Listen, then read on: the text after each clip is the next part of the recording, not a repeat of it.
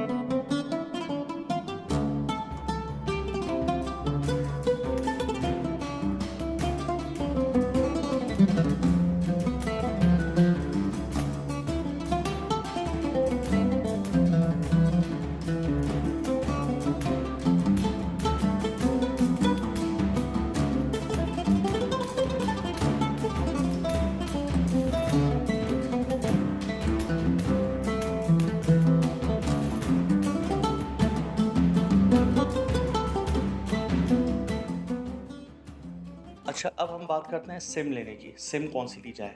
Baku में 3 mobile operator काम करते हैं। नंबर 1 बाक्सेल, नंबर 2 आज़रसेल और तीसरा जो है नारसेल काम करता है।